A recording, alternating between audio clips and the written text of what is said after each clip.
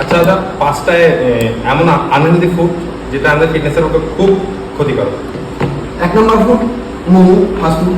ঠিক আছে, চাউমিন এগুলো বন্ধ করা উচিত। মোমো মানে ফাস্টফুডের কোনো আইটেমই চলবে না। ঠিক আছে, হেলদি থাকতে গেলে ফাস্টফুডের কোনো আইটেম চলবে না। 2 নম্বর কোল্ড ড্রিঙ্কস একদমই চলবে না। ঠিক আছে, 3 নম্বর আইসক্রিম, যেটা বাচ্চারা খুব ফেভারিট করে। আইসক্রিম আইসক্রিম যে যেই কোম্পানির হতে পারে, আইসক্রিম চলবে না। ঠিক আছে, এটা বাচ্চাদের না, শুধু বয়স্করা খুব এফেক্ট করে।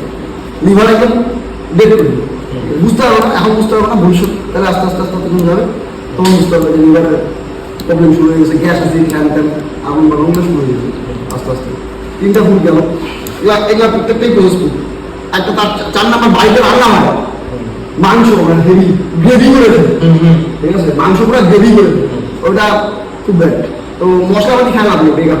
ঠিক আছে, মানে মাংস যদি খাইতে হয় তাহলে বয়েল চিকেন বেস্ট। কম খাওয়ার পরিমাণে, কিন্তু বয়েল চিকেন খাবো। পেঁয়াজের সঙ্গে কলার মধ্যে এখন আজকালকার দিনে ইন্টারনেটে প্রচুর দেখা যায় যে বয়েল চিকেনের রেসিপি ছাউলে প্রচুর চলে আসে।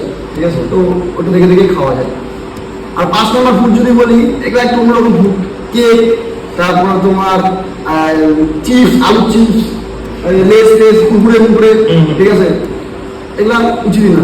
আর সবচেয়ে বড় বিষ, দুনিয়ার সবচেয়ে বড় বিষ, সেটা হচ্ছে চিনি, সুগার। চিনি হচ্ছে বিষ। চিনি খাওয়ার থেকে আমি মনে করি তাল মিস্ত্রি খাওয়া ভালো, ওটা বেস্ট।